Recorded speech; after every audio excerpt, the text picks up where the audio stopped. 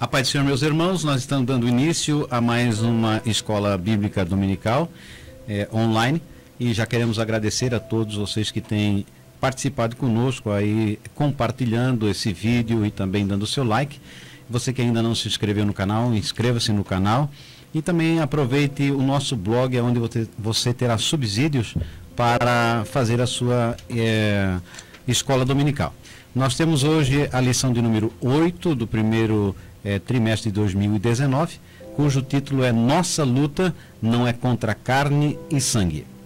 Dessa feita, o comentarista se utiliza para nos trazer essa lição da passagem escrita lá em Efésios, que é o texto base, inclusive para esse trimestre, quando estamos falando de batalha espiritual. Efésios capítulo número 6. Depois de então falar sobre anjos, demônios, sua natureza, ele vai agora adentrar nesse texto base, para dizer que nesse tema, nessa lição, cujo tema é Nossa Luta Não é Contra a Carne e o Sangue, já de antemão esclarecer, porque no início do trimestre falávamos que a nossa carne também é um inimigo interno a ser resistido a concupiscências, mas dessa feita o comentarista, utilizando dessa passagem bíblica, refere-se a carne e sangue como um ser humano. Efésios 6, então, capítulo 10 ao 12, nos diz assim: no demais, irmãos meus, fortalecei-vos no Senhor e na força do seu poder, revesti-vos de toda a armadura de Deus, para que possais estar firmes contra as astutas ciladas do diabo. Porque não temos que lutar contra carne e sangue, mas sim contra os principados, contra as potestades, contra os príncipes das trevas desse século, contra as hostes espirituais da maldade nos lugares celestiais. Bem, amados, uma coisa que fica muito clara é que a batalha é real, ela existe. Então, isso aí a gente não tem dúvida alguma. E outra coisa que fica muito claro é que não tem como vencer essa batalha sozinho, porque somos de carne e osso, somos humanos. Então, por isso que Paulo, que ele veio trazendo com mais clareza essa questão de batalha espiritual, ele começa dizendo: irmãos, fortalecei-vos no Senhor. Porque quem nos fortalece a vencermos essas batalhas é o próprio Cristo. É Ele que nos habilita a vencer essa batalha. Então, Paulo, na carta aos Efésios, ele traz com muita clareza essa luta. E ele fala como que a gente deve se preparar, se prevenir para lutar nessa batalha. Então, uma coisa que eu percebo assim na questão da armadura de Deus, que são 6, né? Capacete, couraça, cinto, calçado e espada e escudo, que são 5 peças que é para defesa e tem uma peça só que é ataque. E a única parte que é ataque dessa armadura é a espada, que é a palavra de Deus. Então veja a importância do conhecimento dessa armadura e entender o significado que está sendo apresentado e da importância que a palavra de Deus tem para nós, não é? Por quê? Porque se nós não entendermos, por exemplo, Mateus 4, Lucas 4, onde fala da tentação de Jesus, se tu és o filho, lança-te, se tu és o filho, transforma, se tu és o filho, me adora e eu te dou. Quando a gente entende que Jesus vai pegar a palavra de Deus e vai rebater toda a tentação do diabo, a gente começa a perceber a importância que a palavra de Deus tem e que deve ter, né? Não só nesse quesito, mas em muitos outros. Então, por isso que ele começa dizendo: revesti-vos de toda a armadura de Deus. Então, são 6 peças da armadura que nós vamos tratar aqui. São 6 peças da roupa do sumo sacerdote, é interessante também. São 6 passos que Davi dava para levar a arca para Jerusalém, parava e oferecia um sacrifício a Deus. O homem foi feito no 6º dia. Jesus, por exemplo, ficou 6 horas na cruz, das 9 da manhã até as 3 da tarde, provavelmente, né, vivo. Depois ele veio a falecer ali na cruz e depois, antes do pôr do sol, ele foi sepultado. Então sabemos que o homem foi feito no 6º dia e 6 é o número do homem. Então, não que eu seja aqui um idólatra a números, mas que é importante a gente entender isso com clareza e da importância dessa armadura para que a gente possa estar firme no demais, que é o tópico 1 que vai dizer, né? No demais, ou seja, a despeito disso, ou além de tudo isso, ou mais alguma coisa além disso, fortalecei-vos no Senhor. Ele vai dar aquela continuidade. Interessante quando fala assim que Paulo ele já tem nos capítulos anteriores relatado a respeito da salvação, da santificação, o que é a igreja, tratado desses assuntos, e aí ele introduz essa no demais, quer dizer, além do que já havia falado, colocando a importância de eles compreender que há uma batalha espiritual e que essa batalha, nós como cristãos não estamos numa redoma de vidro, nós não estamos isolados, fizemos parte desse negócio. E também fica evidente que não há neutralidade quanto a você estar nessa, ou você faz parte do exército de Deus, ou senão você não faz parte do exército de Deus. Não há como você ficar em meio termo. Até era um dos problemas da igreja de aquela que era morna, Laodiceia, né? Deus tinha contra eles que eles não eram nem quente e nem frio. Então, falando por quanto são mornos, quer dizer, tentam ser neutro, eu vomitar-te-ei da minha boca. Nós olhamos também que nessa batalha, não é uma batalha que diz respeito a carne e sangue, ela passa do limite racial, né, cultural, ela é uma batalha espiritual. E por ser espiritual, ela é invisível, não é algo que você possa perceber. Então o apóstolo Paulo ele tenta introduzir que, como ela é invisível e ela é espiritual, ela necessita também de armamento e estratégias no nível espiritual. As armas não são carnais, né, presbítero Sérgio? Elas são poderosas em Deus, mas elas não são carnais. Então alguém perguntou para mim essa semana, tá, irmão Eliel, e a carne? Bom, a palavra carne no grego é sarx. Então a palavra sarx não é tecido muscular, não é corpo, é sistema pecaminoso de nossa natureza caída que está dentro de nós, guerreando em nossos membros. Então é ali que começa a batalha espiritual. É no campo da nossa mente, da nossa vontade, contra os nossos desejos de fazer a vontade de Deus, vem essa outra vontade, que é uma vontade que a gente não tem controle, como o presbítero Sérgio falando sobre redoma de vidro. Eu estava me lembrando de que ninguém é isento de tentação. Então, quando a gente vê Davi, a vida simples e normal, depois da unção, ele teve que fugir para não morrer, porque a unção que trouxe para ele a promessa de ser um rei trouxe também um inimigo que foi Saul. Então a promessa de um céu para nós traz também um adversário que é o diabo. É um linguajar característico de Paulo, né, no demais irmãos meus, onde se identifica a carta dirigida então aos Efésios. E Paulo também se utiliza esse linguajar militar lá quando se dirige aos Coríntios, à igreja de Corinto, para defender o seu apostolado, conforme o texto áureo que se utiliza, comentaria 2 Coríntios 10:4, naquela passagem, ele fala, porque as armas da nossa milícia não são carnais, mas sim poderosas em Deus para a destruição das fortalezas. E quando nós olhamos a figura do nosso inimigo, nós olhamos que há dois opostos, há uma ala de cristãos que superestimam o diabo, onde tudo é demônio ou tudo é Satanás, e há os que subestimam, né, que nada é isso, é esse lado. E nós, olhando para o texto sagrado, a Bíblia vai nos afirmar que um terço do céu desce com ele, né, quer dizer, é expulso do céu devido à astúcia dele de convencimento dos seres celestiais. Então, por aí nós podemos entender que a forma dele atuar é muito ardilosa, é muito sagaz, de um convencimento que nós devemos tomar cuidado. Porque como ele não é eterno, mas ele é imortal, então ele já nos acompanha, a humanidade, por muito tempo. E uma das coisas que nós temos, que é característica de todo ser humano, são os nossos hábitos.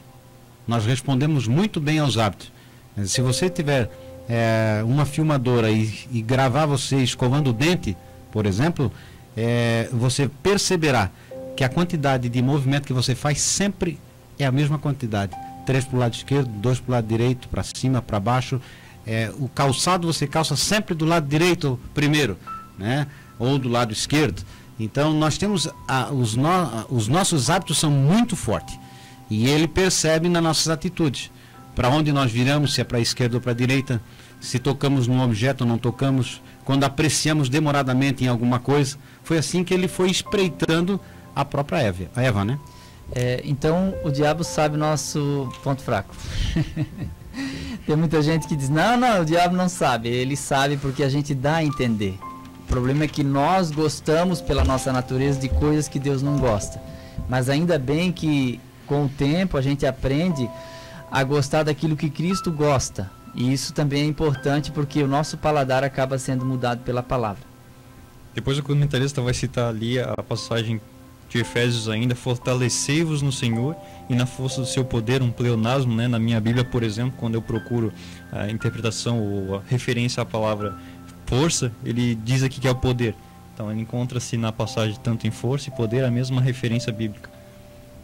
Nesse caso eu considero um pleonasmo literário, porque tem o pleonasmo vicioso, que é aquele entrar para dentro, sair para fora, subir para cima e descer para baixo, que a gente ouve muito. Esse é um pleonasmo vicioso. Mas o pleonasmo literário, ele serve para dar redundância ao texto. Por exemplo, o copeiro não se lembrou de José, antes se esqueceu. É uma repetição, claro que é, mas ela dá redundância. Então aqui, ó, fortalecei-vos no Senhor e também na força do teu poder, do seu poder. Então, são uma expressão que aparentemente repete, mas que ela visa dar uma calcificação ao conteúdo. Fortalecei-vos e também na força do seu poder. Sem o poder de Deus, não adianta enfrentar o diabo, porque ninguém vence. Nós só vencemos por causa de Jesus. Esse fortalecimento tornar mais forte, né, aquilo que já está em você. E realmente, quando o ser humano está na dependência de Deus, ele como servo sempre deveria estar, quando ele não se sente autossuficiente e sempre está na dependência, é onde vem um fortalecimento. Geralmente, os maiores acidentes de trabalho ocorrem pela autoconfiança. Sim. Quem trabalha, por exemplo, nas alturas, se habitua tanto a andar na altura que acaba não utilizando os equipamentos de segurança.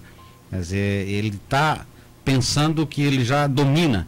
Então, uma das grandes dificuldades nossas como seres humanos é acreditar que nós, com o passar do tempo, nos tornamos mais fortes pelo fato de conhecermos a Deus. Pelo tempo de fé, às vezes. Você ouve constantemente, às vezes, pessoas que chegaram já a uma certa idade de fé, não digo de crescimento e maturidade espiritual, mas ele está 20 anos. Então, ele fica meio que acomodado. Então, ele acha que já conhece as doutrinas, já conhece os costumes, já está habituado com o ritual. E acaba baixando a guarda, baixando, né, o nível, e aí é um grande problema. Então, o fortalecimento, fortalecei-vos, quer dizer, ele aqui vai estar como presente passivo, né, no texto original. Então, isso quer dizer, é um ato que Deus sempre está fortalecendo. Não é você que se fortalece, é o Senhor que te fortalece. Por isso é um presente passivo. E aí a necessidade justamente de nós vivermos essa vida de união. Quer dizer, a raiz, o galho que não estiver na videira, quer dizer, ele não recebe da seiva e aí ele também não fica fortalecido. É o tal do enchei-vos, né? Não vos embriaguei, mas enchei-vos. Não vos conformei, mas transformai-vos. A gente sabe que sem a ação do Espírito não há transformação. Isso provém de Deus, né? A força, o poder vem de Deus, as armaduras são concedidas por Deus, né? E só recebe poder de quem tem poder. Aí em Mateus 28:18, Jesus fala, né? É me dado todo o poder no céu e na terra. O poder vem dele. Da onde a nossa batalha, e quando nós vitória espiritual. A armadura é de Deus, não é nossa. Sim, toda a armadura de Deus. A expressão e nós imaginamos que nós podemos adquirir essa armadura como, por vezes, assim, como um item a ser pago, né? Ainda há no nosso meio aqueles termos, eu estou pagando o preço, né? Subi ao monte. Isso. Orei demais. Estou fazendo uma campanha por um dom. A palavra dom quer dizer presente. E a pessoa acha que o presente é pago. A partir do momento que você conseguir pagar o presente, ele deixa de ser. E quem escolhe o dom é o Espírito Santo. Está lá em 1 Coríntios 12. E às vezes a gente diz, não, mas eu quero aquele. E aqui, ó, eu estou pagando o preço, Jesus. Já ouvi tanto isso. E geralmente os dons mais desejados são os dons de visibilidade. Aqueles que trazem o maior perigo, né? Que é a autoidolatria, o orgulho, a soberba, porque eu creio que é uma das grandes dificuldades nossa como ser humano, e o diabo vai trabalhar nessa área, é justamente quando você é bem sucedido, quando Deus usa de misericórdia e você se sobressai um pouco. E aí que vem o grande perigo. Que a soberba procede da queda. salvo engano, não é Simão o Mago que queria comprar... Sim, o que acontece na questão de Atos 8 que você citou, que Simão quis comprar, ele não quis comprar o Espírito Santo, ele quis comprar o poder de ministrar o Espírito Santo, ou seja, ele queria um dinheirinho. Por isso que a expressão de vender Jesus é uma expressão usada com sinônimo de simonia. E simonia é isso, eu não quero para mim, mas se eu tiver esse poder, as pessoas vão ter que se curvar porque eu tenho.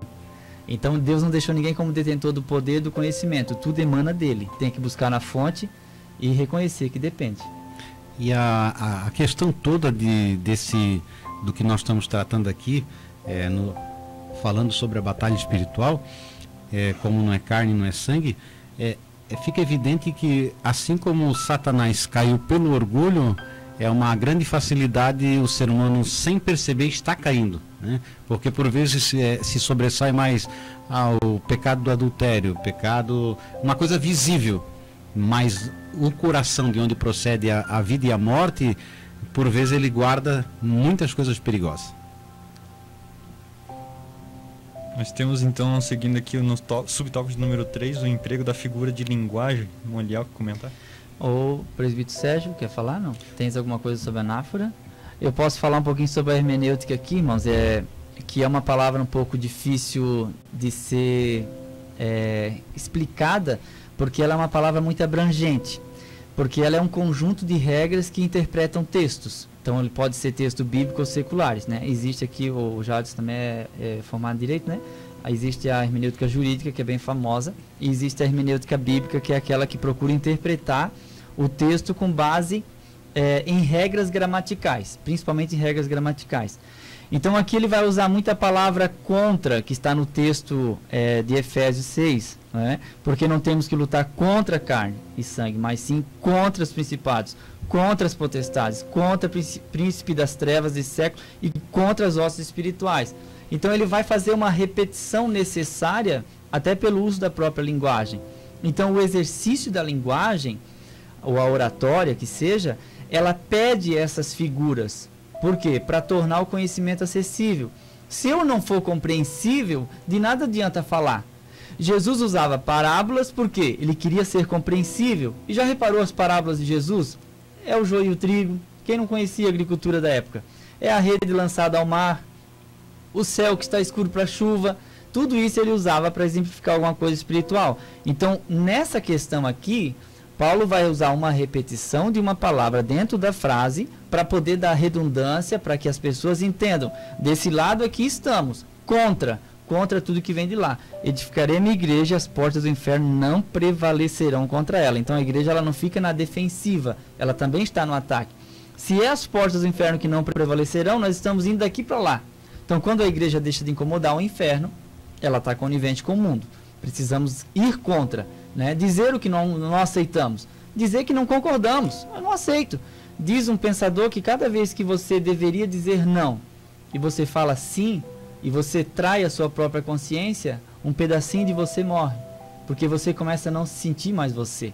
Você passa a ser conivente com o erro que você discorda, mas por causa de um sistema você acaba indo. Então é importante a gente entender que a nossa vida interior precisa ir contra isso que está aqui, que é uma série de coisas.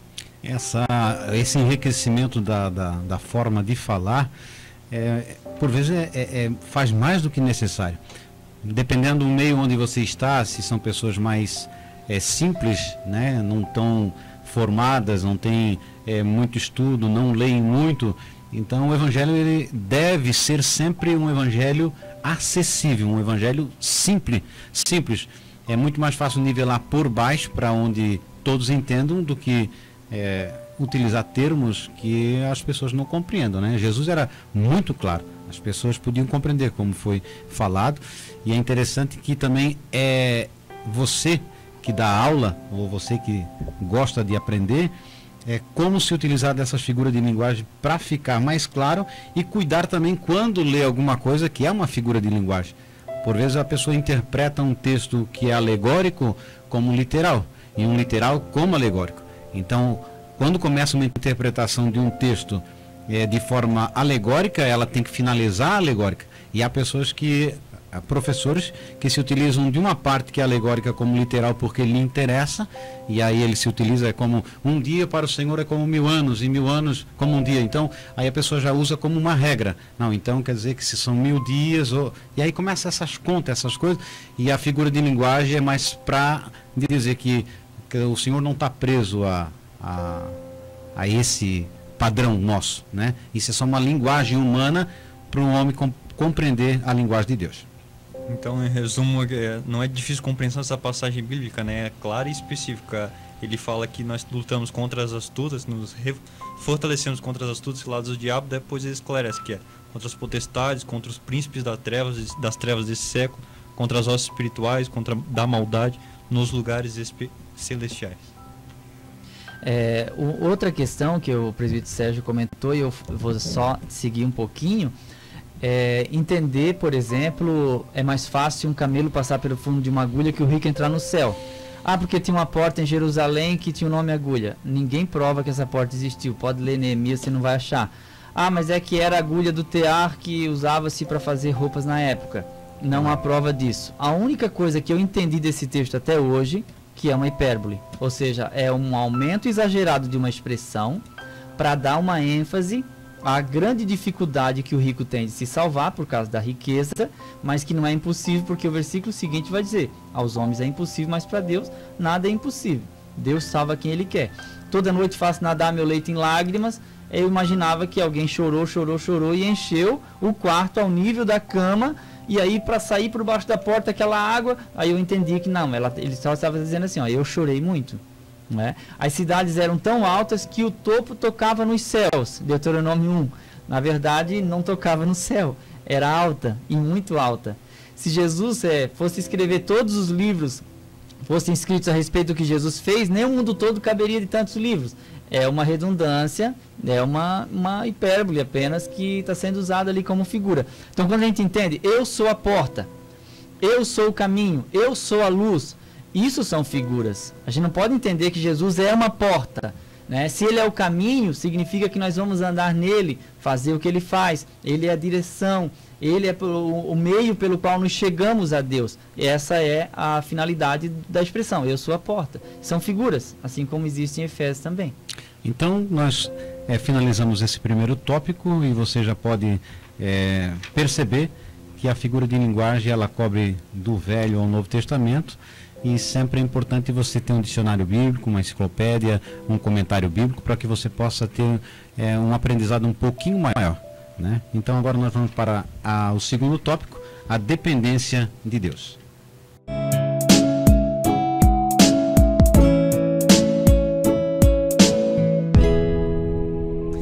Então estamos indo para o segundo tópico da 8ª lição. Nossa luta não é contra carne e sangue.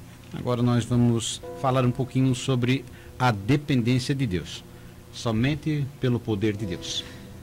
A questão aqui também da dependência de Deus, ele vai usar a armadura para falar a respeito disso, né? Porque a armadura aqui, irmãos, ela é de Deus, então a gente depende dele para ter essa armadura para usá-la. O texto vai falar sobre a metáfora militar, porque aqui Paulo está vivenciando diariamente, convivendo com soldados romanos que usavam o capacete, a couraça, o cinto, né, os sapatos, o escudo e a espada. Então ele deve ter recebido, e eu tenho certeza disso, a inspiração de Deus para colocar nessa carta a expressão capacete da salvação. Daí ele vai falar couraça da justiça, cinto da verdade, sapatos, preparação do evangelho. Talvez uma aplicação sobre quão formosos são sobre os montes os pés dos que anunciam o evangelho, já que quem prega o evangelho caminha, não é? E ele fala do escudo. Aí nós vamos ver que lá no Salmo 91 vai dizer que o Senhor é escudo e broquel, e justamente vai dar a sequência na espada. Então tudo isso são figuras, né? Aqui a expressão metafórica, que é usada às vezes como um sinônimo de figurada, quando a gente ouve muita expressão assim, metaforicamente falando, como os irmãos já acompanharam em outras lições, ele está falando figuradamente. Embora a metáfora é uma figura de linguagem, na qual você faz uma afirmação, quando ao pé da letra aquilo não é, mas tem uma certa relação. Eu explico. Por exemplo, mamãe, você é uma flor. Você está fazendo uma afirmação. Eu pergunto, ela é uma flor? Não, ela é minha mãe, ela é carne e osso, claro. Mas ela tem uma relação com a flor, tem? Ela é cheirosa, ela é bela e assim por diante. A mesma coisa, isto é o meu corpo, isto é o meu sangue. É uma metáfora. Se faz uma afirmação de que alguma coisa é. Então Paulo aqui ele pega a armadura e faz a afirmação. É uma armadura, mas essa armadura não é de Roma, ela é divina, porque ela não é física, embora existia a armadura física do soldado romano, mas a que ele fala aqui, ela é altamente espiritual. Daí ele vai falar daquelas 6 coisas que nós falamos aqui anteriormente. Algumas características semelhantes, né, no mundo físico e no mundo espiritual. A propósito, nós falamos aqui em armadura, mas também lembrar que um soldado ele não batalha sozinho, né, ele depende do soldado próximo, companheiro. E Paulo também, quando dirige-se à igreja de Corinto e defende o seu apostolado, ele sabia que os seus opositores estavam lá pessoalmente, mas a luta dele era contra os argumentos dele, que assim acusavam de seu apostolado não ser verdadeiro. E acontecia isso na igreja de Corinto, ele corrigiu isso se dirigindo contra aquelas pessoas, mas sabia que era o inimigo por trás deles, lutando contra...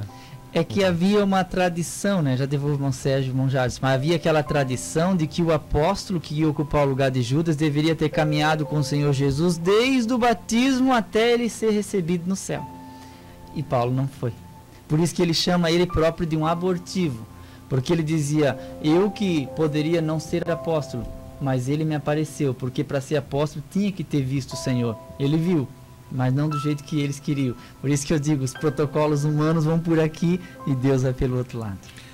Então, nessa batalha, há alguns que colocam a igreja como um hospital, né? Uma terminologia utilizada.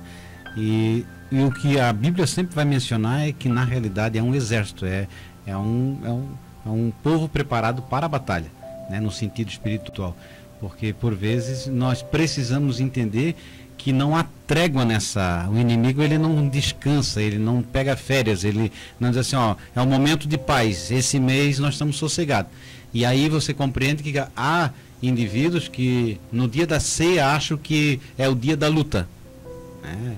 Você ouve assim, hoje é Santa Ceia, o diabo se levantou contra mim, como se nos 29 dias anteriores não houvesse uma batalha. Então, hoje eu tenho que visitar alguém, ou hoje tenho que ir num lugar e a pessoa pode estar possessa, então eu tenho que me preparar. Aqui vai colocar que você deve estar sempre preparado. Não é uma questão de preparar-se, mas é estar preparado porque a batalha já está em curso. Então, nós devemos nos apropriar justamente daquilo que já Deus nos tem ordenado. É uma ordenança, né? Paulo vai dizer assim, revesti-vos do Senhor, da força do seu poder. Quer dizer, utilizar daquilo que Deus já nos disponibilizou. E é interessante quando fala essas figuras, é a verdade, é a justiça, é o evangelho. São coisas subjetivas, mas que ao mesmo tempo são poderosas. Assim como diz, né? O evangelho é o poder de Deus para transformar a vida de todo aquele que crê. No caso, não tem nem por que se envergonhar de algo que é tão poderoso, né? Porque, como alguém disse um dia para um arqueólogo cristão, tá, mas e você acredita mesmo que a Bíblia foi inspirada por Deus? Uma das primeiras coisas que ele falou foi a seguinte, eu não conheço outro livro que tenha transformado a vida de tanta gente quanto a Bíblia. Você pode pegar qualquer outro livro, a Bíblia está acima. E nós resistimos aqui...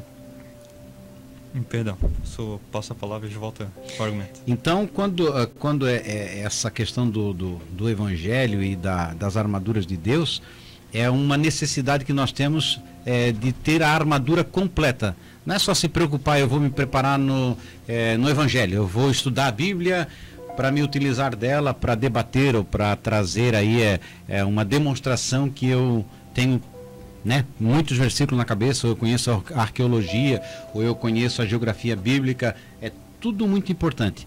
Porém, ela vai ter que ir mais profundo, ela vai ter que mudar a tua vida a ponto de as pessoas perceberem em você a semelhança de Cristo. Esse é o papel. Quer dizer, a verdade nunca pode faltar na nossa vida. Como disse o presbítero irmão Eliel, cada sim que você diz, ao invés de dizer não, é um pedacinho que morre. Então, por vezes, às vezes a política da boa vizinhança, né? Você diz, eu não posso ser sincero. E é claro que por isso você tem que ser educado, que tem pessoas que dizem que são sinceras, mas são pessoas mal educadas. Porque a verdade tem que ser revestida de amor, né? Sim. Não o que diz, mas como diz, né? Então, por que a gente está falando sobre tudo isso, armadura, sobre esse preparo?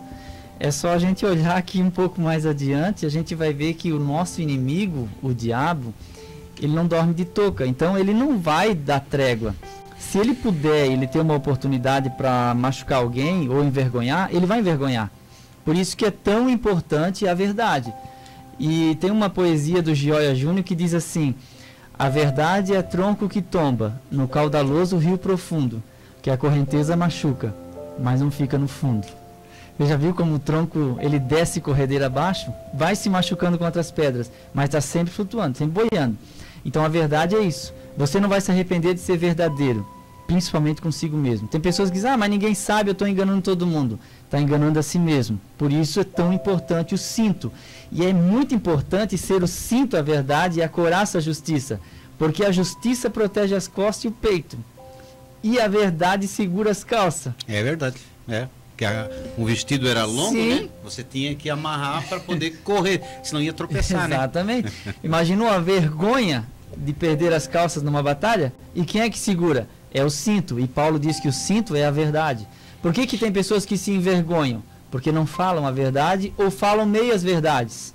Não é? E isso Satanás já ensinou como é que faz. Está no Éden. Morrerás? Não. Morrerás não. Mas serão como Deus, sabendo o bem e o mal. Mentira, porque ia morrer. Verdade, seria como Deus sabendo bem e o mal. Ele mistura verdade e mentira. E Deus também não pede que nós enfrentamos nosso adversário sozinho, né? Ele é um adversário poderoso, sabemos, e das nossas armaduras aqui nos revestimos para enfrentá-lo. De todo modo, uma das estratégias também de exércitos comum na milícia, no meio militar, é também defensiva. E Deus fala, né? Temei a Deus e resistir ao diabo e ele fugirá de vós. Para não enfrentá-lo sozinho. E outra coisa importante que na batalha um precisa do outro. Então eu nunca posso dizer, não preciso do presbítero Monsérgio, não preciso do presbítero Monjato, eu não preciso do meu amigo tal. A gente não sabe se nós vamos voltar por esse caminho e vamos precisar daquela água.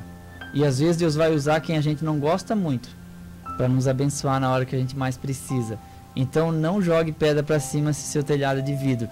Admitamos nós, irmãos, que dependemos uns dos outros. Você, professor, depende de seus alunos dependem de você. Os alunos e o professor formam um elo que se complementa. Quem sai ganhando? O reino de Deus, e quem perde? O reino das trevas. E quando você vê as figuras de linguagem que Jesus Cristo ele fala para o povo, ele sempre vai dizer que a igreja é comparada como corpo, né? O Evangelho vai dizer, nós somos o corpo de Cristo, ele é a cabeça, a vinha, sempre no coletivo. Deus não trata na individualidade, mas sim na coletividade. Por isso nós fomos ensinados a pedir Pai Nosso. Quer dizer, não é o meu Pai só, é o nosso Pai. Então, quando uma das partes do corpo ela sofre, as demais deveriam sofrer. Então, não há um membro mais do que o outro. Às vezes até a Bíblia vai dizer que os menos indecorosos, aqueles que não são visíveis. Então imagine um rim parando, quanto sofre o corpo, a ponto de a pessoa ter que fazer hemodiálise e aí aniquila-se a vida, porque 3 vezes por dia, 3 vezes por semana ele está impedido de ter uma vida normal e quando melhora um pouco já está preparada para a próxima dose. Então o membro mais fraco, a Bíblia diz que nós devemos suportá-los para que nós possamos cumprir a lei de Cristo. Então, na realidade, todas as pessoas que nos rodeiam são as pessoas que Deus tem colocado para nos tornar melhor. Então, nós vamos ali a meditar um pouquinho, sobre os métodos do diabo. Paulo começa a falar sobre as artimanhas, e tem um outro texto que ele diz, nós não ignoramos os seus ardis, falando de Satanás. Então Satanás ele tem os seus meios de atuar, ele tenta de uma certa forma nos atrair. Então por isso que João escreveu assim, cada um é tentado quando atraído e engodado pela sua própria concupiscência. A palavra engodar está relacionada ao engodo, e engodo é isca, é aquela massinha que você põe no anzol, aquilo é engodo, né? E concupiscência é o desejo de pecar.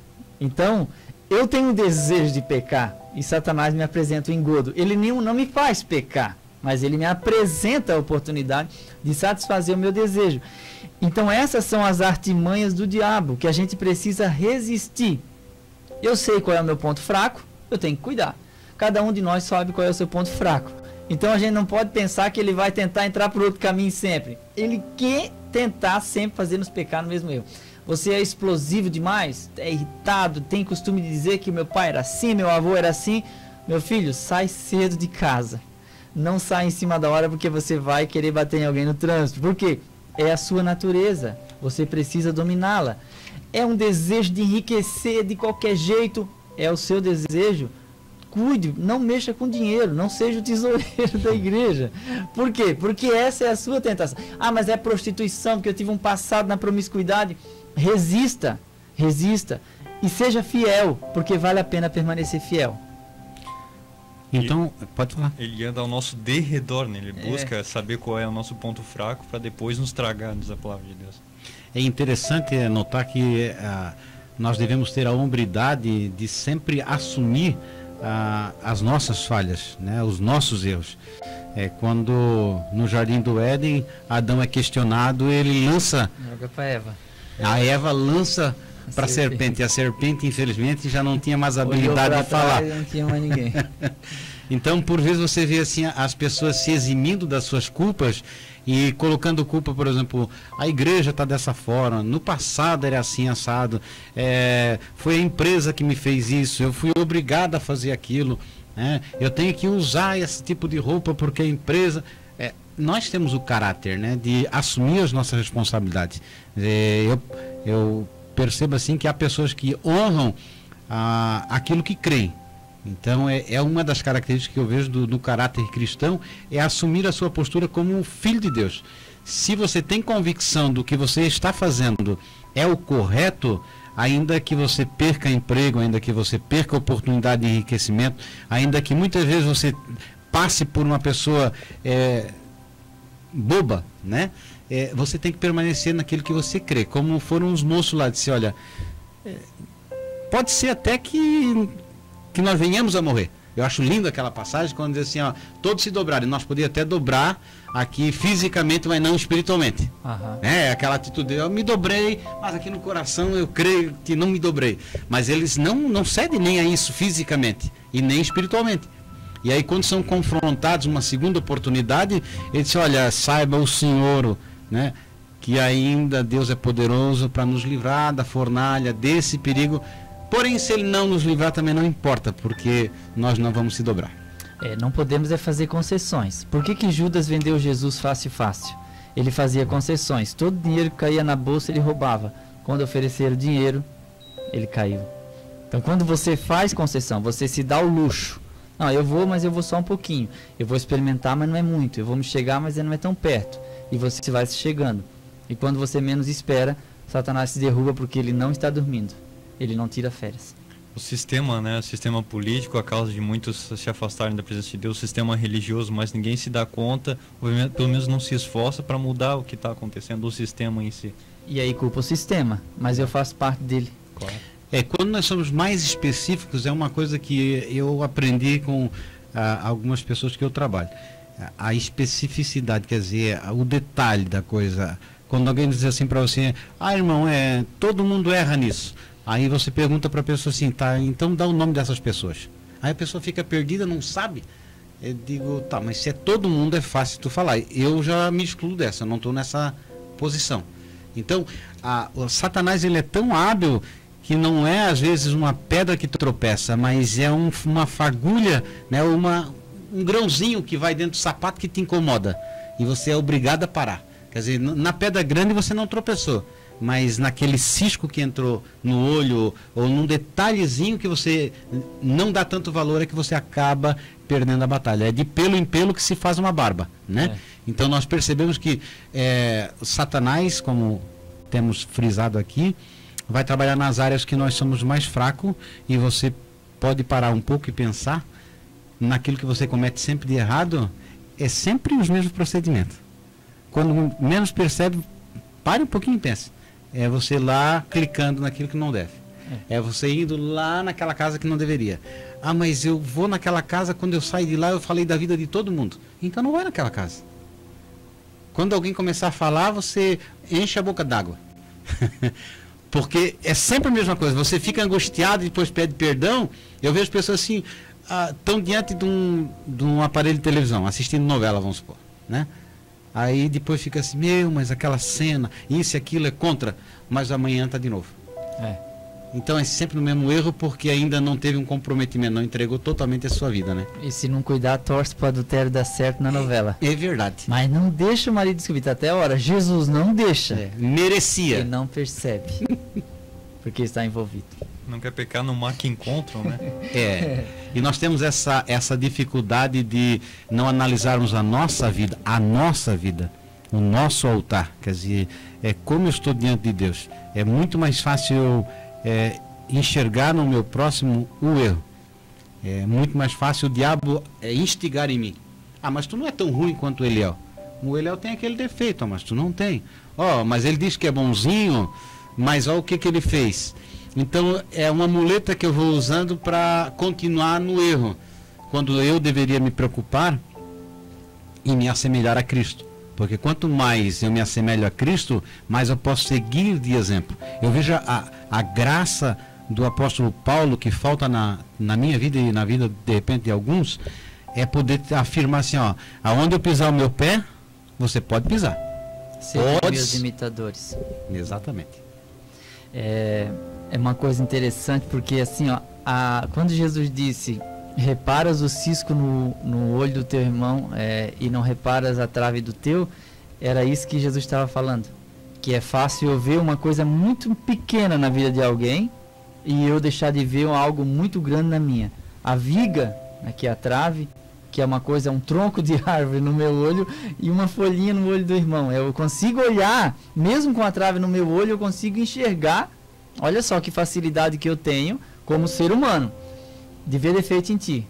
E como eu tenho dificuldade de me olhar no espelho. Por isso que aquela expressão, te enxerga, é uma coisa que de vez em quando eu repito para mim, te enxerga. Ah, mas a igreja é isso, mas te enxerga. Porque eu olho para dentro de mim mesmo para ver, revirando dentro de mim, onde está o meu erro. Porque na vida do outro eu já achei. Né? E quem não confessa a tentação, confessa pecado. Reconheçamos que somos tentados, mas reconheçamos que precisamos da graça de Deus para resistir. E nós conversando, e a Bíblia vai instigar-nos a isso, aconselhai-vos uns aos outros, orai-vos uns pelos outros. A ajuda mútua, né? Porque quando alguém está de fora e percebe em mim um erro, e às vezes eu não percebo, isso é edificante, né? Eu já tive situações em que cheguei para um irmão e disse assim, mas irmão, me falaram isso de você. E aí dou o nome da pessoa que falou, né? E disse, o irmão falou que você está fazendo isso. É verdade? Aí ele fica meio assim, disse, se estou aqui para te ajudar. Vamos caminhar junto. Por quê? Porque eu estou indo direto na fonte, eu não estou passando para além. Quer dizer, é Tiago que vai falar que a contenda, a murmuração, é como um fogo, né? Que vai levando uma floresta à perdição, pelo fato de iniciar-se por uma coisa pequena. Uma fagulha, ele chama, o que é um fósforo aceso?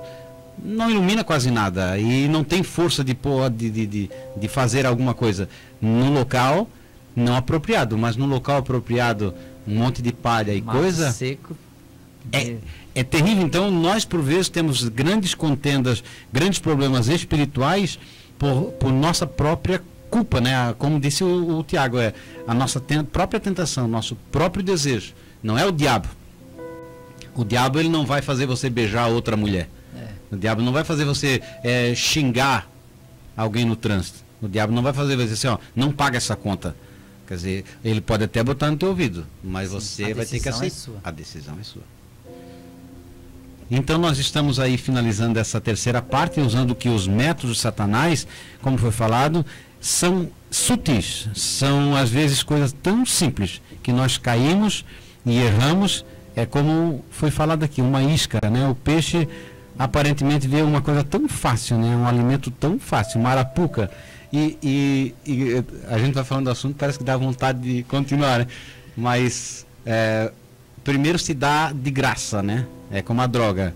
Primeiro dá uma migalha, a pessoa come, mas é muito fácil, vai. Quando vê, a pessoa está na boca do leão. Virou freguês. Virou freguês. Essa é a questão. E você...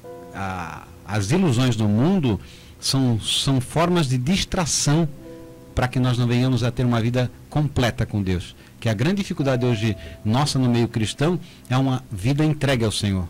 Nós damos parte nossa. Nosso tempo é dividido em partes muito pequenas para o reino de Deus. Nós fizemos muito para nós e pouco para Deus. É o que sobra, né? É o que sobra, e infelizmente é isso. E o diabo fica contente porque o tempo, literalmente, ele é democrático, é 24 horas para cada um. E se você não perceber, passam-se 20 anos e a pessoa não fez nada para o reino. E pode chegar aí para a eternidade de mãos vazias. E não temos como desculpar, né? Porque nós temos tempo para fazer a vontade do Senhor.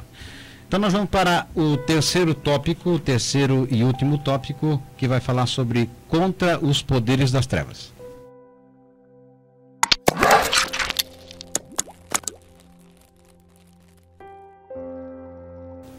Nós entramos então, iniciamos no tópico de número 3, contra as potestades das trevas, onde o comentarista se utiliza no primeiro subtópico, para falar que a nossa luta, inclusive é o tema dessa lição, né, não é contra a carne e sangue, referindo então à luta que fazemos, a luta que existe entre homens, o que não acontece nessa batalha espiritual. A propósito, Paulo cita ali, quando escreve aos Coríntios, que nós mesmos andamos na carne, mas a nossa milícia não é na carne, é espiritual.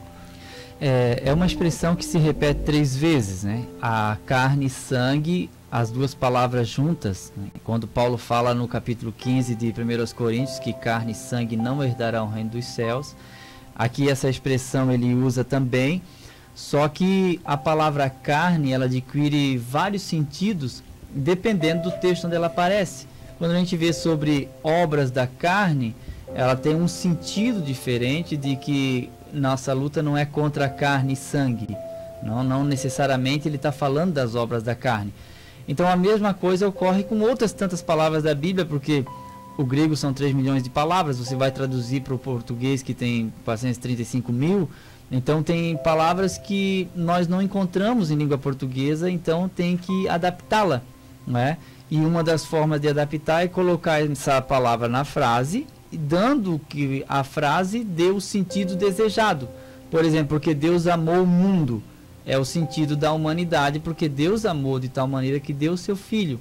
Não ameis o mundo, já dá a impressão no contexto da frase que é o sistema pecaminoso. Pela fé cremos que Deus fez os mundos, a gente sabe que é a obra criada, a criação de Deus, assim por diante. Então carne e sangue, que Paulo vai falar que a nossa luta não é contra carne e sangue, pode ter muitos sentidos, mas um sentido prático que você, professor, pode estar passando para a sua classe é o sentido que pode indicar o físico, pessoas. Por que a gente guerreia contra a pessoa e não entendemos às vezes que há um mundo espiritual por trás, né, influenciando para que essa pessoa se torne uma mensageira de Satanás, um mensageiro do diabo para tentar atacar a nossa vida? Você já não percebeu que às vezes você acorda feliz da vida, orou, buscou a Deus, leu a palavra, abriu a janela da sua casa, deu de cara com o vizinho, que uma palavra derrubou a tua autoestima lá no chão? Você acha que o mundo espiritual não é uma realidade? Claro que é. Então a gente tem que entender que a nossa luta não é contra o vizinho, não é contra o irmão que congrega conosco, nem contra o obreiro. A nossa luta é contra o mundo espiritual. Basicamente, esse é um princípio mais prático dessa expressão. Nossa guerra não é contra a carne nem sangue, não é? Mas contra outras coisas que nós vamos falar aqui. Então o texto que é usado também como base é Gálatas 5,17, que fala da nossa luta, a carne cobiça contra o espírito contra a carne. E este opõe-se um ao outro para que não façais o que quereis. Então vai cumprir-se a palavra de Paulo, né? Miserável homem que sou, quem me livrará do corpo dessa morte? O escritor Russell Norman Champlin, ele tem um comentário do Novo Testamento, versículo por versículo, ele vai falar, nessa passagem que Paulo usa essa expressão, de uma forma de penalizar o assassino de uma pessoa.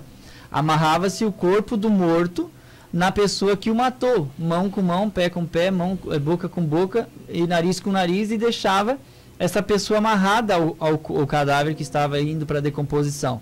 E aquelas bactérias que estavam se alimentando daquele cadáver, são chamadas cadaverinas, elas iam passar para o corpo vivo e começar a comê-lo enquanto ele ainda vivia. Então, quando Paulo usa essa expressão, miserável homem que eu sou, ele está mediante essa luta da carne contra o espírito e essa luta interior que tem o desejo de fazer o bem, mas o mal atravessa na minha frente. Eu preciso insistir em fazer o bem, mas eu vejo que há em meus membros um desejo, né? E às vezes quase irresistível. Só não é mais irresistível porque existe em nós a volição, que a volição é a capacidade de fazer escolhas. Então, assim, ó, antes de consumar um pecado, existe o teu sim e o teu não. Até lá, dá para você puxar o freio de mão ainda, porque diz que com a tentação virá também um escape. Então, a nossa luta é contra nossos desejos e contra o príncipe das trevas que está do outro lado, guerreando contra nós. Ao observar o ser humano, aparentemente, fisicamente ou naturalmente, julgamos simplesmente corpo e sangue. Nós, por vezes, nos enganamos, e feio, porque percebemos só o corpo da pessoa, quer dizer, a vida. E aí o interessante é que quando Jesus olha a figura de uma mulher sendo acusada, né, de adultério, ele vê mais do que uma prostituta ou mais do que uma pessoa em adultério, ele vê uma alma, ele vê uma missionária. Quer dizer, quando nós olhamos o erro de alguém, temos que ver esse lado que foi instigado pelo mal. Quer dizer, não soube se dominar, não teve domínio próprio. Então temos que levar em conta que não é só a pessoa em si. Nós, como os mais fortes ou aqueles que têm compreensão, devemos julgar além das atitudes, saber que há um resultado para isso. Então a nossa visão tem que ser espiritual, né? O Espírito Santo ele tem que trabalhar no nosso ser para ver assim, mas por que aconteceu isso? Será que eu provoquei a ira do meu próximo? Ou de repente há uma manifestação do mal para que eu venha também a pecar? E aí em questões de tentação, porque nós separamos tentação de provação, né? Sim. Geralmente nós tratamos provação como quando Deus nos põe à prova para revelar o que está dentro do nosso coração, né? E a tentação quando provém do mal, né? Para nós fazermos uma coisa boa de forma errada. Nem sempre a tentação é só fazer coisa errada, mas fazer a coisa certa de forma errada. Chega até no mesmo resultado, mas é um caminho tortuoso. Então, quando eu olho para o Jadson, eu tenho que ver a alma dele, se ele está sendo influenciado ou não, não simplesmente só a atitude. E uma outra coisa importante é que às vezes a pessoa acordou mal também, e não precisa estar endemoniado para isso, né? No caso do Paulo e Barnabé discutiram, e os dois eram missionários, ganhadores de alma, e não deu mais para os dois caminharem juntos por causa de João Marcos. Então Paulo tomou Silas e foi para outro lugar, e eles se dividiram. Depois é claro que Paulo diz, toma Marcos e traz comigo, a gente entende que é o mesmo personagem. Então a gente tem que ver, Jesus quando olhou para a Maria Madalena, tem 8 demônios aí, mas depois de expulsadinho, quem é que viu Jesus primeiro ressuscitado? Maria Madalena. E nessa batalha espiritual, nós temos apenas título de exemplo, saber que existe uma batalha espiritual, o nosso pensamento, porque ele se forma na nossa mente, nós não sentimos ele fisicamente, mas acontece. E a batalha espiritual também é invisível de certa forma, mas ele está acontecendo, nós estamos lutando, e essa guerra continua e acontece no nosso dia a dia, mas nós não vemos, mas ele está acontecendo. Quando nós olhamos para uma figura de um pastor, né, que hoje é tão deturpada assim, deveríamos olhar na figura do pastor, um homem que foi capacitado por Deus para estar na liderança espiritual, um que aconselha, alguém que, né, tem a graça de Deus, não só porque... Não pelo título, mas a autoridade espiritual. Exatamente, a hierarquia, quer dizer, sim, na realidade todos nós temos acesso ao Pai diretamente, não necessitamos de intermediário, mas na figura daquele que lidera, deveria ver-se não só o presbítero irmão Eliel, mas a figura do cargo que ele possui pela responsabilidade. É claro que olhando as atitudes, olhando os frutos, tudo isso, e por vezes nós olhamos simplesmente um ser humano, mas Paulo, por exemplo, ele coloca para si a responsabilidade, dizendo assim, eu apóstolo, eu servo do Senhor. Quer dizer, ele mesmo reivindica o apostolado dele, dizendo assim, pode me ouvir, porque sim, eu entrego para vocês aquilo que eu recebi do Senhor. Quer dizer, ele tem uma responsabilidade de colocar como uma autoridade espiritual para o bem. E isso nós precisamos, às vezes, olhar não só a figura da carne e do sangue, mas aquela autoridade divina que Deus coloca sobre o indivíduo pela comunhão que ele tem. Como os profetas Samuel e tantos outros que tinham esse contato. E por vezes nós, não levando para o extremo, que as pessoas dizem não tocar no ungido, não, mas nós temos que tomar cuidado. Não podemos banalizar, né? Porque o pastorado não é só um título eclesiástico, é um dom de apacentar. E uma coisa importante é que tudo, como o presbítero Sérgio está falando, tem que estar de acordo com a sua vivência pelos requisitos que se exige de um presbítero, de um pastor, assim por diante.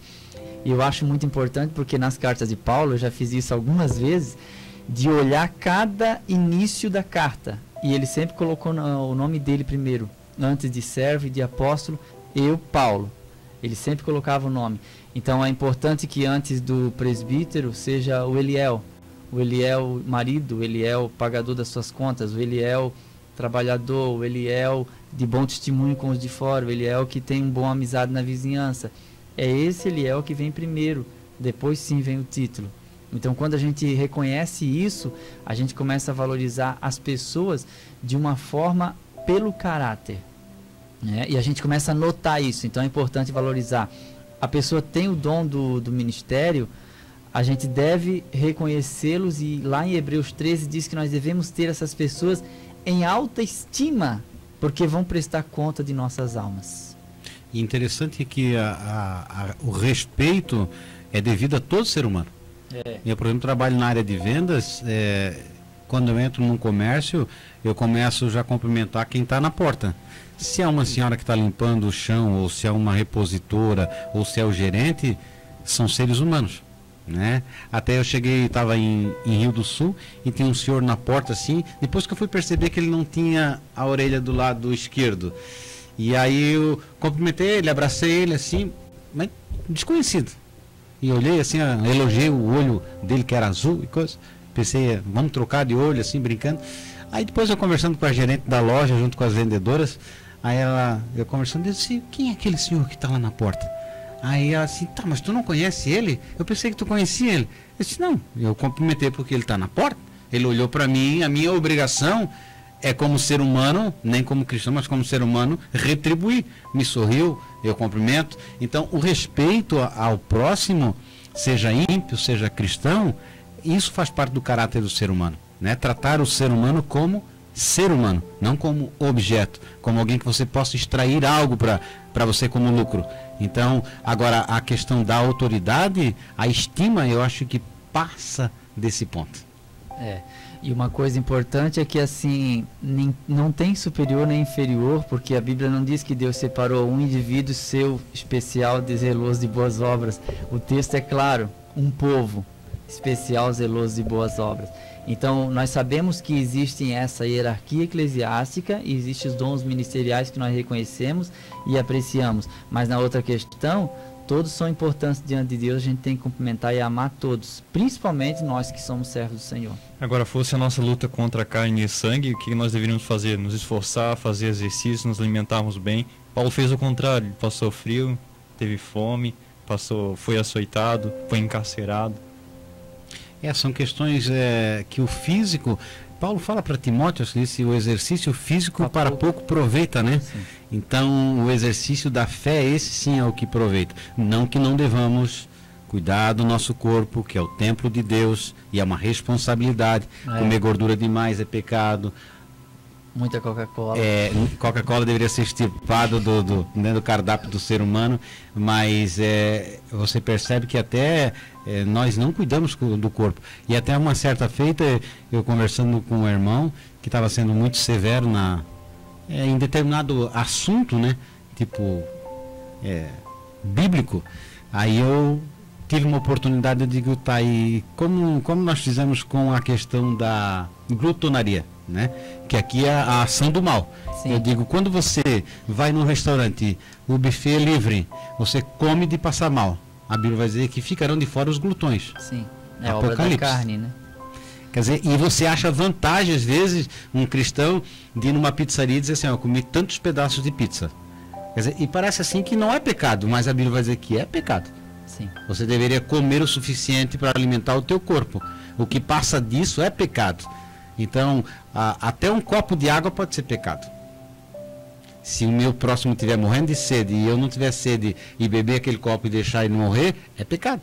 Então, a questão toda é tratar essa manifestação, essa guerra, e nós vamos entrar nessa parte, é que há um agir do mal. Se nós pudéssemos perceber a pressão e a opressão, basta você ver pessoas que tiram a sua vida.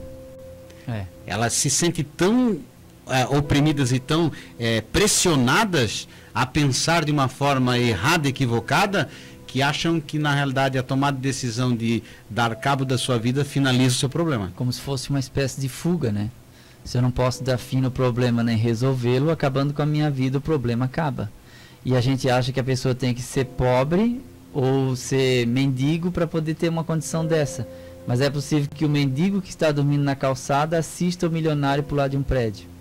Todos precisam de Jesus. Quem dorme na calçada e quem mora na cobertura. Sem Jesus, não dá. Não dá. E interessante é que nós conversando aqui, quando você atende um telefone, né, ou quando você assiste alguma coisa na televisão, ou quando você ouve um rádio no seu carro, só é possível porque tem as ondas, né? Sim. Até lá em Camboriú tem ondas curtas, ondas médias, e aí você sintoniza uns rádios daquele antigo, tem alguém falando em outra língua. Sim. Não é espiritual, mas é japonesa, é chinesa, e você fica ali, mas como vem de longe? Hoje com a tecnologia você fala com alguém do outro lado do mundo, literalmente, vendo a pessoa. Isso só é possível porque há essas ondas, e não são visíveis. Se nós pudéssemos olhar a quantidade disso, nós ficaríamos apavorados. Tem aquelas pessoas que têm uma doença bem rara, que elas têm alergia a sinal de Wi-Fi. O sinal do Wi-Fi causa um problema neurológico e essa pessoa tem que estar se omitindo. Agora eu pergunto, onde é que na cidade hoje não tem um sinal de Wi-Fi, que não está sendo transmitido um sinal, é praticamente impossível. E aí isso tudo está aí, são ondas. E o mundo espiritual é assim também. Nós não podemos vê-lo, mas ele existe. Mas eu não acredito porque eu não vejo. Bom, a energia você também não vê, mas não vai colocar o dedo na tomada, né? A fome também ele não vê, né? E nem a sede. Mas não duvida da fome e da sede, não, porque sente. Então a gente sente essa pressão. A gente sente. Mas eu não sinto. É importante que a gente reveja esse conceito, porque quando a gente decide fazer o bem, a gente rema contra a correnteza. E a gente sente que do outro lado há uma força. Quando a Bíblia diz que fazer o bem parece espanto para o ímpio, né? Mas para aquele que é acostumado com o bem, ele está tranquilo. Devolver o troco é natural, mas para quem é aproveitador, quer levar vantagem em tudo, se fosse bobo, era para ter levado R$10. Mas alguém diz, não, mas quem vai fechar o caixa vai ter que tirar do próprio salário. E eu acho que integralidade é isso, gente. É devolver o troco a mais. É não estacionar na vaga de deficiente físico nem de idoso. É não furar fila. Tá lá todo mundo na fila. Aí chega o irmão, viu o obreiro lá. Aqui, ó, paga pra mim aqui, ó. Paga aqui a luz pra mim aqui, ó. Né? Todo mundo na fila em pé e você fazendo uma coisa dessas. Aí começa a reclamar da política, reclamar disso e daquilo. E nós, como crentes, dando um testemunho muito feio. A compreensão nossa de evangelho é departamentalizado, né? Acreditamos que o corpo é nosso. Eu sempre penso assim, nós como servo, doulos, né? Que a Bíblia sempre fala, isso é uma coisa que eu aprendi, propriedade particular de Deus, povo eleito. Então, Paulo chegou a dizer, não vivo mais eu, mas Cristo vive em mim. E a vida que agora vivo na fé do Filho de Deus. Quer dizer, crucificado é não se mover, não dá para correr. Você está na sujeição de Deus. Por isso, sujeitai-vos a Deus. Aí sim, depois que sujeita a Deus, resiste ao diabo. Mas não há resistência ao diabo sem sujeição a Deus. Aí vai os filhos de Cefas tentar expulsar o demônio. Quer dizer, se você não se sujeita à lei de Deus, e por vezes a lei de Deus não é pesada, mas ela mostra para nós a nossa fraqueza e nos aponta para o caminho certo, e nós temos que ter a atitude, a volição, né? Fazer a vontade. Às vezes é doído. Eu tiro assim, essa semana disse, eu vou dar uma volta de bicicleta de manhã. Botei o despertador para as 6 horas da manhã. Mas parece que é aí que deu mais sono. Aí 6 horas eu pulei da cama. Então depois que eu já estava andando, que ar gostoso. Mas a vontade é uma luta. Então sempre fazer o bem haverá resistência. Agora, quando você está calado, você está tranquilo e não visita ninguém. Não faz nada. Não faz nada. E também não sente nada. Não está lutando Não contra tá nada. lutando. Experimenta começar a dieta e você vai descobrir quanta coisa gostosa tem por ali. A dieta espiritual é a mesma coisa, irmãos. Quando a gente decide fazer a vontade de Deus e se sujeitar a Ele, a intempérie vem. Mas maior que está conosco do que está no mundo, né? E a tentação é uma coisa sutil, por isso que diz que os ardis, a sutileza, já viu, eu às vezes já fiz várias vezes porque eu atuo nessa área. Você chega num local e eu vou vender um produto, né? Bem fácil de nós entender a ação assim, essa questão de opressão, não parece, mas é.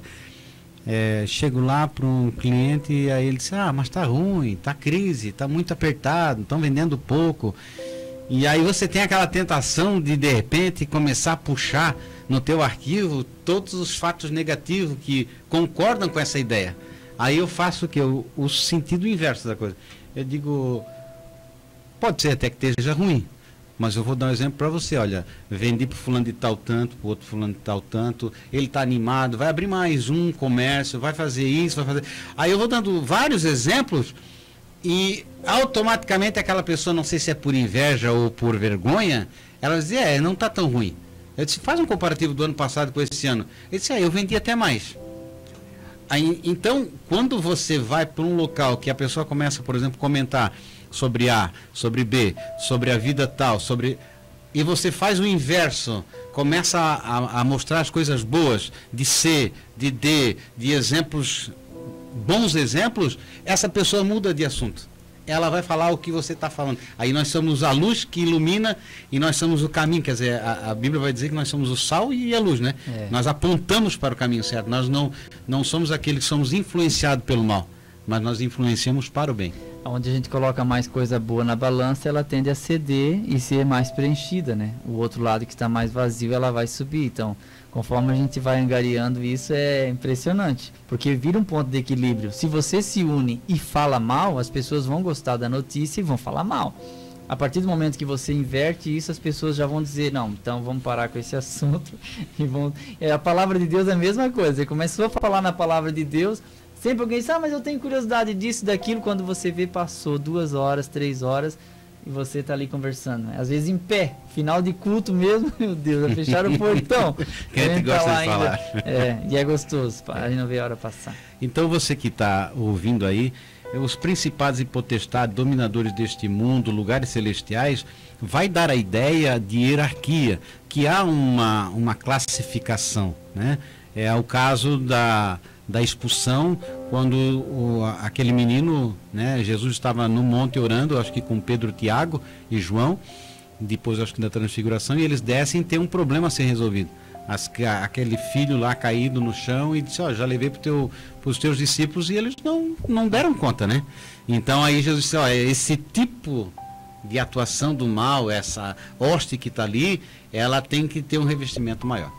Aí nesse caso a gente sabe que deve ter uma ligação direta com Deus, essa pessoa que vai expulsar esse demônio, porque se não tiver essa ligação direta com Deus, passa vergonha, e é uma dificuldade, porque a gente sabe que não é toda enfermidade que é ocasionada pelo demônio, existem enfermidades naturais, mas em alguns casos, quando o demônio sai, a enfermidade vai embora junto, claro. E daí há uma libertação. E essa autoridade Jesus tem para nos dar. E é uma autoridade que ocorre no mundo espiritual.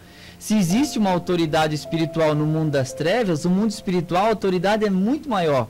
Então existem principados, né, que está relacionado aqui à primazia do poder, conforme a definição, a potestade, que envolve uma liberdade para agir, que tem aqui múltiplas interpretações, mas o texto vai ficar com umas citações e vai falar sobre estar investido de poder. Desse modo, a expressão refere-se a governos ou autoridade, tanto na esfera terrestre como na espiritual. Então, o sentido fica oscilando, mas mesmo assim a gente sabe que ele está falando de um mundo espiritual, que essa potestade, que esse poder que habita nesses lugares celestiais, está se opondo constantemente à vida da igreja aqui na Terra. E esse inimigo, ele é real. Só que ele não é palho para o Senhor Jesus, né? Ele vai ser derrotado, e ele já foi derrotado, Mas nós estamos em constante batalha e continuamos em guerra. Nós não vamos ceder, nós vamos continuar. E pelo poder da palavra de Deus, nós cremos que a vitória será nossa. É claro que existiam inimigos físicos, a gente sabe que existia, mas por trás há um mundo tenebroso. Por exemplo, o imperador era um inimigo do evangelho, né? Até o ano 313, o império perseguia os cristãos, matava os cristãos, colocavam nas arenas. Havia esse problema. Mas o que acontece é que, mesmo que o imperador sendo o inimigo, ele não conseguiu, com toda a autoridade que tinha, de segurar o crescimento da igreja. A matança dos crentes, a perseguição, todo o preconceito que foi criado na época dos apóstolos não conseguiu impedir que a igreja chegasse até onde chegou. E ela chegou até nós. Então, da nossa mão, nós não podemos passar uma igreja fraca para a nossa descendência, mas uma igreja tão forte quanto, vitoriosa, que acredita na autoridade do nome de Jesus, que expulsa demônios, que ora pelos enfermos, que acredita no poder e na inspiração da palavra de Deus, que sabe que Jesus liberta das drogas, que a prostituta pode ser uma mulher de Deus e ela ser uma pessoa usada por Deus. Esse é o poder transformador que o evangelho tem. Há principados e potestade? Claro que há. Mas há sobre esse principado e potestade um Deus que supera todas essas potestades. Hernandes Dias Lopes fala que é a ordem na desordem, né? Nós citamos aqui nos bastidores os crimes organizados que nós temos aqui, e são tão organizados que eles têm estatutos, e curioso, eles dizem que a sua contribuição se chama dízimo também, e são fiéis. Quando fala das perseguições, eu me lembro que Paulo ele vai mencionar o que nos separará do amor de Cristo. A perseguição, a fome, a nudez, as guerras, nada nos faz separar do amor de Cristo, que está em Jesus, né? O amor de Deus que está em Cristo Jesus. E por vezes o que mais separa o cristão não é a adversidade, não é a enfermidade, não são os problemas, porque geralmente nos problemas, dificuldades, enfermidades e nas complexidades da vida, o indivíduo se torna incapaz e ele busca em Deus. E quando ele está na vantagem, quando ele está na riqueza ou na zona de conforto, ele se esquece de Deus.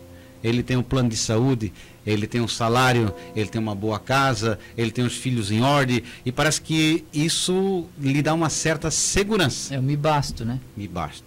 E aí é um grande problema, porque nós temos certeza pela palavra que o inimigo ele só está, não entrega os pontos, mas ele já perdeu a batalha. Quer dizer, mas nós não podemos como ainda estamos em guerra, cada batalha inicia-se outra. Então, ganhou uma batalha, não ganhou a guerra. A guerra segue. A guerra segue. Eu gostei muito do conselho de Agur, no Provérbios 30, que diz: não me dê nem riqueza e nem pobreza, mas me mantenha ali no meio, no equilíbrio. Me dá o pão necessário. Eu não sei como lidar com a riqueza. Eu me lembro que em uma reunião eu estava pregando para os jovens e eu fiz a seguinte pergunta: se eu acertasse na Mega Sena essa semana, eu não jogo, mas vamos supor que eu acertasse sem jogar, vocês acham que eu estaria aqui? A primeira a me falar foi a líder, disse: jamais, com tanto lugar para conhecer, com tanto dinheiro, jamais. Então Deus conhece cada coração, então eu sei que ter riqueza não é pecado, mas às vezes essa zona de conforto, ela nos tira da presença de Deus e nos coloca numa situação de folga. Foi o que aconteceu na própria narrativa que Paulo faz em Coríntios 10, ele diz que o povo se levantou para folgar. O que aconteceu com Davi quando ele viu a Batseba? Ele estava em folga, ele estava tranquilo. Não que a gente não possa descansar, mas às vezes a nossa vida folgada, e não ter um descanso, mas a vida folgada, às vezes propicia isso. A mente ficou vazia, né? A casa ficou vazia. Como disse Jesus, né? O espírito sai do homem e anda por lugares secos, mas ele volta para casa e a encontra vazia. Quando ela está vazia, ele encontra lugar. Então, quando está preenchido com a palavra e com o poder do Espírito Santo, a autoridade do Espírito Santo, não tem espaço para ele não tem mais como voltar para essa antiga casa. Então, nós concluindo essa parte, você que é professor, dá para entender o sentido da carne e sangue, que foi bem explicado pelo irmão Eliel, e passando essa parte de principados, potestades, dominações e lugares celestiais. É um mundo amplo, é claro que nós não podemos aqui exaurir um assunto tão profundo, né?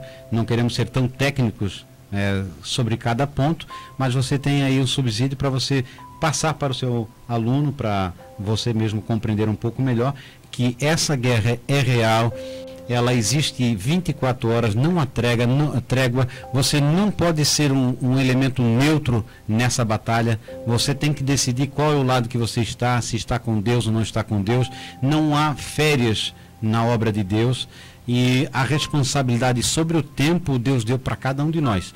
Ainda, acho que o salmista Davi disse, ensina-me a contar os dias de forma sábia, né? Isso quer dizer, para que eu chegue no final da vida eu possa fazer como Paulo disse, eu tenho combatido um bom combate e eu tenho alcançado aquilo que eu almejava, né? E agora eu espero aquilo que pode ser a minha coroa da justiça, né? Então você e eu devemos assim ter a consciência de sermos alguém relevante na terra, alguém que possa servir de referência para minha família, para minha esposa, para os meus filhos, para os meus vizinhos, alguém possa dizer assim, ó, tá doente? Olha, tem alguém que eu conheço que pode orar. Ah, tá com problema? Ó, aquele rapaz tem uma palavra boa, né? Pode consultar. Quer dizer, falou, é verdade. Pode ter certeza, se ele falou, ele não mente não. Então, isso é gostoso de você ter essa comunhão com Deus, que vai além do título, né? Além daquela, do PR, do PB, do DC, de qualquer coisa que vai na frente do seu nome, que não é o seu nome.